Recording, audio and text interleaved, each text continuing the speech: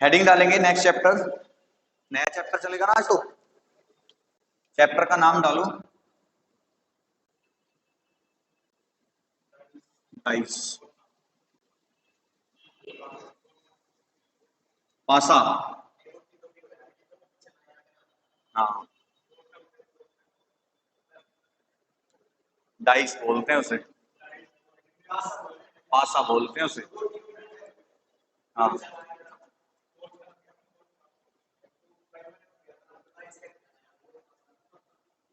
ठीक है, डाइस या पासा क्या होता है? बस क्यूब होता है। महाभारत देखी थी, देखी थी, तो फिर तुम कैसे कह रहे हो क्यूब होता है?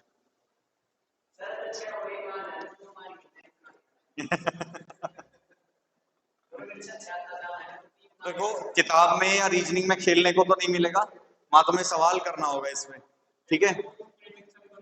हैं? नहीं, वो तो प्रोबेबिलिटी होता है। परिभाषा लिखो, ये रीजनिंग है, ये मैथ थोड़ी ना है। लिखो, कैसे? क्यों भाई? सवाल लिखो। वह त्रिविमीय आकृति, त्रिविमीय,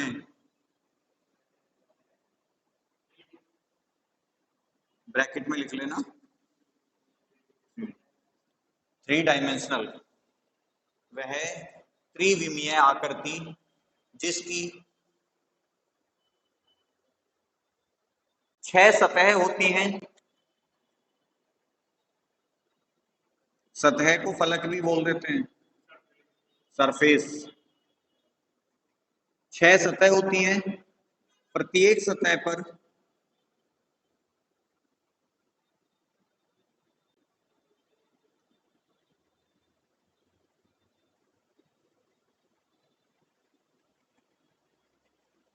प्रत्येक सतह पर कोई ना कोई अंक, अक्षर, शब्द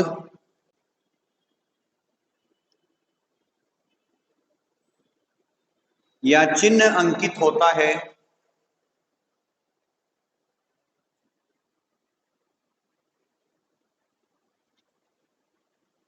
कोई ना कोई अंक, अक्षर, शब्द या चिन्ह अंकित होता है, पासा कहलाती है।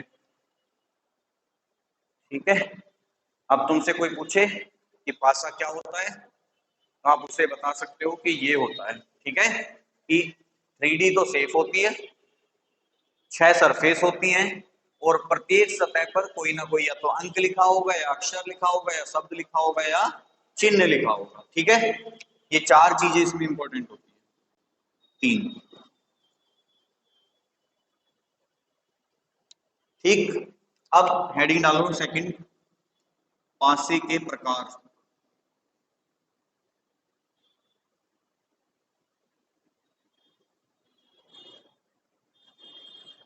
Kinds of dice. ठीक है, अब काइंड्स ऑफ डाइस में आप प्रकार पढ़ोगे 2 तरीके के। एक साधारण पासा पढ़ रखा है पहले किसी ने? है जी, खेलना नहीं है, पढ़ना है। साधारण पासा और मानक पासा, इसे सिंपल या ऑर्डिनरी भी बोल देते हैं।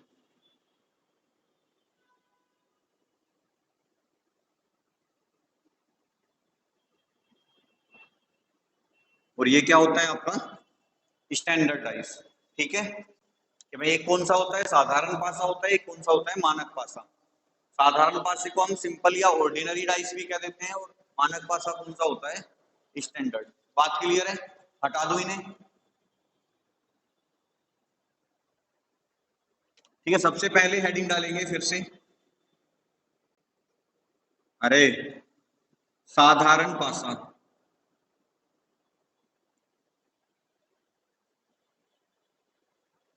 क्वेश्चन नहीं, वह पासा वह पासा जिसकी कोई भी दो निकटवर्ती सतहों का योग, कोई भी दो निकटवर्ती सतहों का योग, वह पासा जिसकी कोई भी दो निकटवर्ती सतहों का योग 7 के बराबर होता है, 7 के बराबर होता है, पासा कहलाता है, सॉरी साधारण पासा कहलाता है। वह पासा जिसकी किन्हीं दो कोई भी दो निकटवर्ती सतहों का योग, क्या लिख रहे हो तुम? योग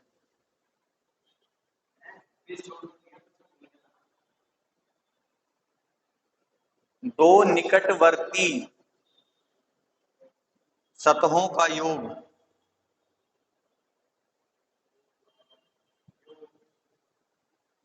7 के बराबर हो, वह पासा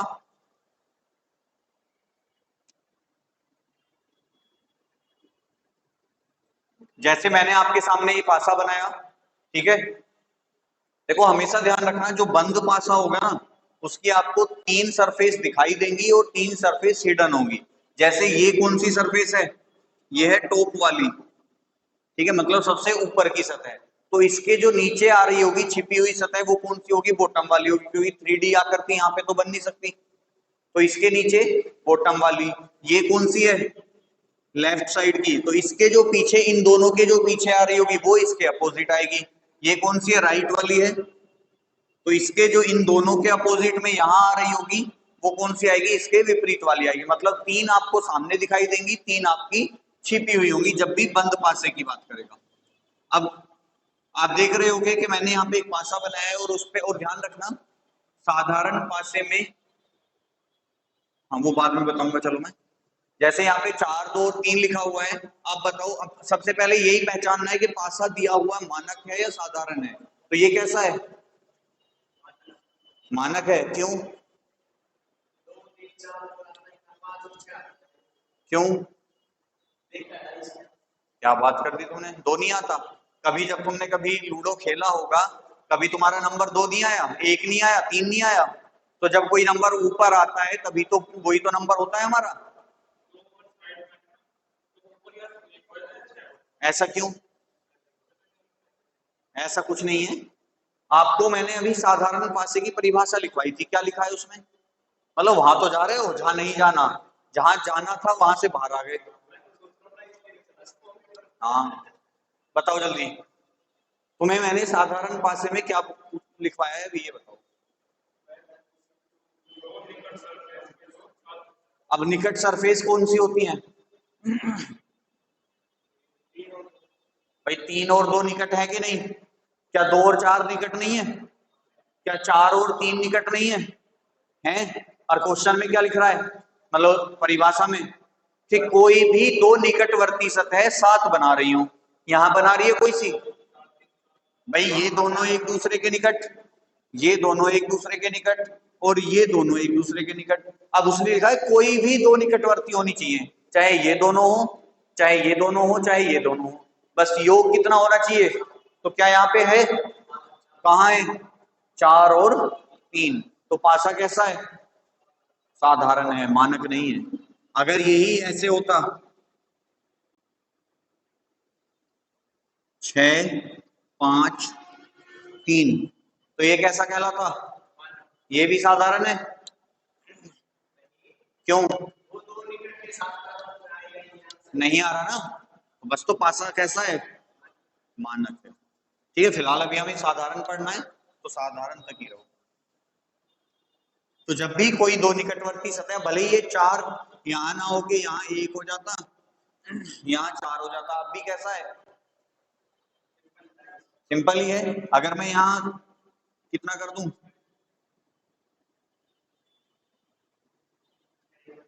6 कर दूं, तो कैसा है? सिंपल ही है अभी भी। क्यों? अच्छा अगर मैं 3 को हटा के यहाँ पे 1 कर दूं, अब भी सिंपल है। ठीक है ना। तो कोई सी मान लो यहाँ 5 आ जाता, यहाँ 6 आ जाता और यहाँ 2 आ जाता, अब कैसा है?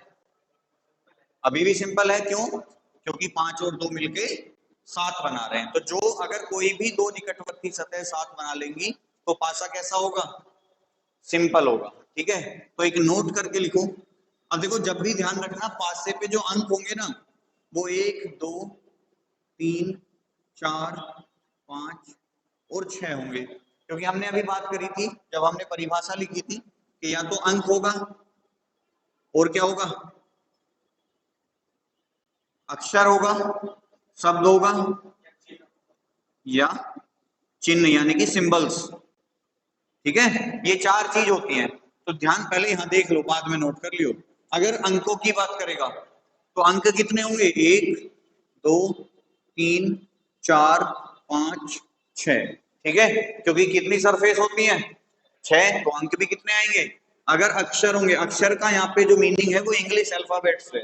ठीक है, और इंग्लिश अल्फाबेट्स में बी सी डी ई और एफ।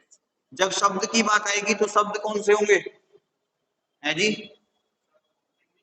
शब्द ध्यान रखना, शब्द एक से अधिक अक्षरों से मिलके बनता है।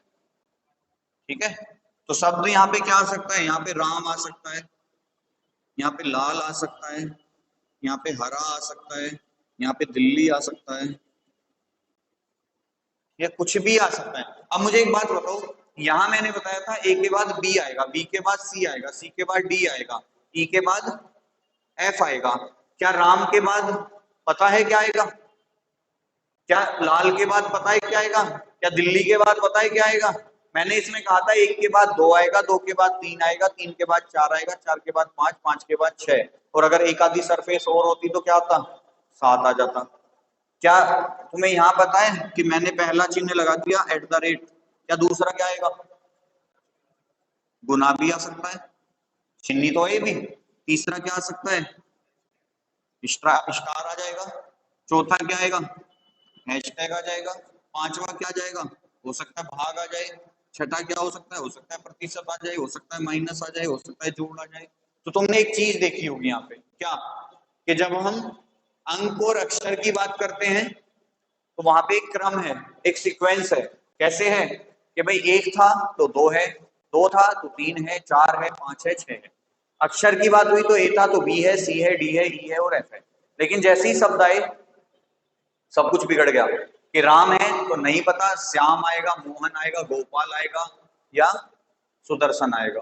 ठीक है, ऐसे ही लाल है तो हमें नहीं पता नेक्स्ट हरा आएगा, काला आएगा, पीला आएगा, नीला आएगा, सफेद आएगा, नारंगी आएगा, गुलाबी आएगा। दिल्ली है तो हमें नहीं पता गाजियाबाद आएगा, मेरठ आएगा, मुजफ्फरनगर आएगा, या हरियाणा आएगा। तो यहाँ पे कोई क्रम नहीं बनता। ऐसे ही इसमें क्रम नहीं बनता, चिन्हों में क्रम। मतलब ये दोनों आपको अगर 6 के 6 बताए हैं तो ही आप आंसर निकाल सकते हो, अदरवाइज आंसर नहीं निकाल सकते। लेकिन अगर इसमें से मान लो तुम्हें 5 बता दिए और तुमसे पूछने लगे कि भाई जो बच गया वो कौन सा है, तो तुम अपने आप कह दोगे कि भाई अगर सपोज करो किसी पासे में तुम्हें दिख जाए, एक मिल जाए, तीन मिल जाए, पांच मिल जाए, दो मिल जाए, चार मिल जाए, और कह दे भाई छठा नंबर बताओ क्या आएगा, तो क्या आएगा? 6 आएगा, तुरंत बोल दोगे। लेकिन अगर मैं कह दूं एक पासे में लाल है, काला है, पीला है, नीला है और नारंगी है, बताओ छठा रंग कौन सा है जी? क्यों? गुलाबी भी हो सकता है, हरा भी हो सकता है, सफेद भी हो सकता है, और कौन सा, वो कौन सा आता है, पर्पल भी हो सकता है, जामुनी, बैंगनी, दुनिया भर के हैं। लेकिन यहां तुमने तुरंत से बता दिया कि भाई जो नेक्स्ट नंबर आएगा वो 6 आएगा। क्या इसमें तुरंत आया आंसर? नहीं आया। मैंने तुमसे कह दिया है कि एक पासा है जिसमें A D B C F और क्वेश्चन मार्क है, तो बताओ क्वेश्चन मार्क की जगह क्या आएगा? तो तुम तुरंत कह दोगे कि जी सारों में से ई गायब है, तो यहाँ पे ई आना चाहिए। लेकिन मैंने कह दिया कि एक पासे में प्लस है, माइनस है, गुना है, @ है और स्टार है, बताओ छठा नंबर क्या आएगा? तो हो सकता है छठा नंबर यही हो, क्योंकि ये भी तो चिन्ह है कि नहीं? कि हो सकता है कि भाई पहला, दूसरा, तीसरा, चौथा, पांचवा, छठा, मैं तो तुमसे पूछ रहा हूँ कौन सा आएगा, लेकिन हो सकता है वो छठा नंबर चिन्ह यही आ जाए, क्योंकि प्रश्नवाचक भी तो क्या होता है? एक चिन्ह तो होता है। तो कहने का मतलब ये है कि जब अंक और अक्षरों की बात होगी तो आप छिपी हुई चीजों को पहचान सकते हो, लेकिन जब शब्द और चिन्हों की बात होगी आप छिपी हुई चीजों को नहीं पहचान सकते। बात क्लियर? अब एक साधारण पासे में नोट करके लिखो, बहुत इंपॉर्टेंट है, डायरेक्ट क्वेश्चन मिलेगा। क्या क्या है नोट? कि साधारण पासे में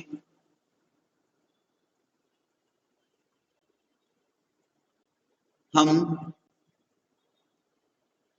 कभी भी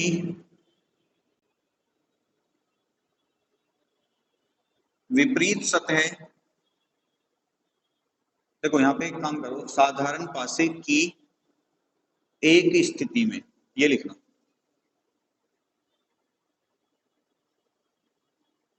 साधारण पासे की एक स्थिति में हम कभी भी विपरीत सतह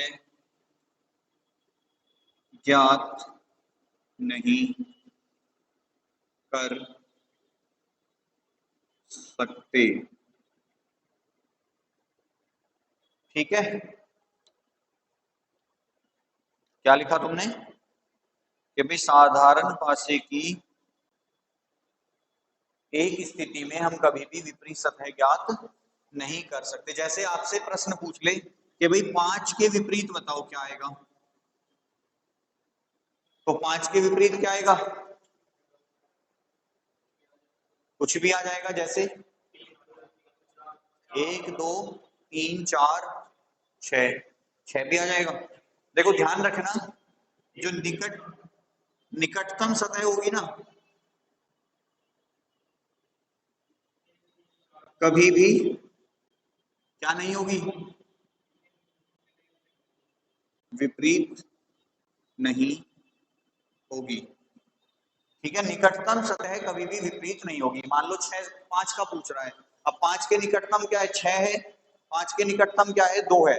मतलब ये कन्फर्म है कि इस पासे में 6 और 2 कभी भी 5 के विपरीत नहीं आएगा। क्यों? क्योंकि निकटतम सतह जो होती है वो कभी भी विपरीत नहीं होती। और आपको पता है कि विपरीत सतह तो वैसे भी हिडन वाली होती है। अब 5 तो सामने दिख रहा है, 6 भी दिख रहा है, 2 भी दिख रहा है, तो ये तो विपरीत हो नहीं सकते क्योंकि हिडन वाले थोड़ी ना, ये तो सामने ओपन है।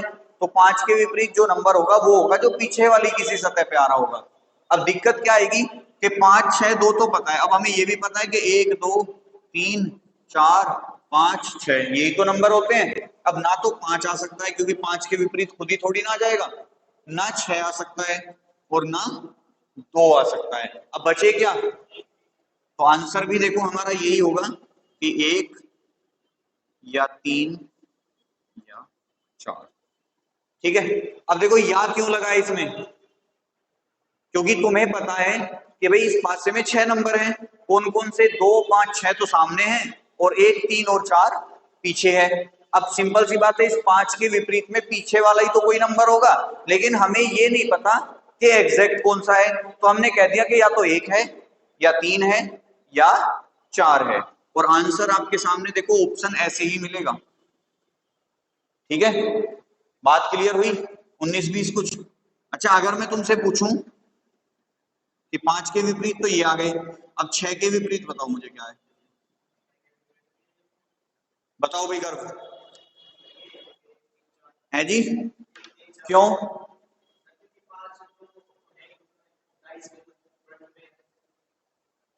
तो ये तो इसके हो गए ना, 6 के भी यही होंगे, 1 या 3 या, अच्छा 2 का क्या होगा फिर?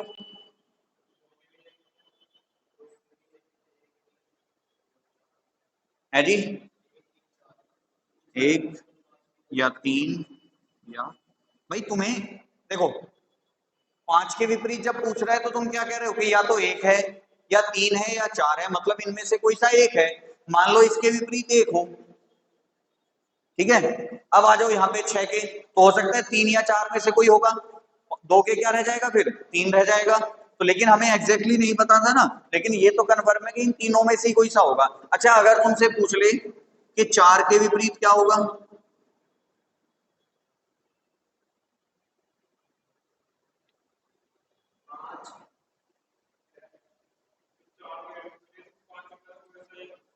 5 में से थोड़ी ना होगा, उसके 2 निकट भी तो आ रहे होंगे। हाँ तो वही तो पता चल करनी है, वही तो बताने के लिए मैं खड़ा हूं यहाँ पे।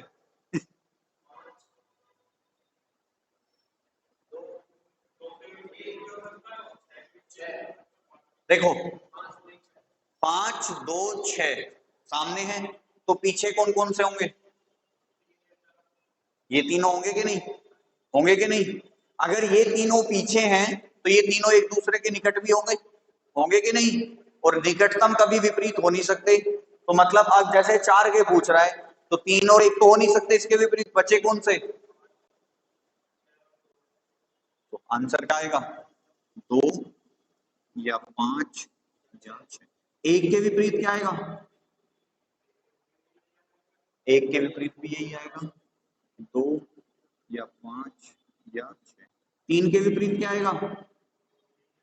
2 या 5 या 6। ठीक है, मतलब अगर तुमसे सामने वाली पूछे तो पीछे वाले आंसर, पीछे वाले पूछे तो सामने वाले आंसर। बात क्लियर? साधारण भाषा की कंसेप्ट क्लियर है? नोट करोगे इसे या कर लिया? करो इसे नोट जल्दी, ये भी कर लेना, जहां मैंने परिभाषा लिखवाई है ना वहां कर लेना इन चारों को, कि अंक, अक्षर, शब्द और चिन्ह।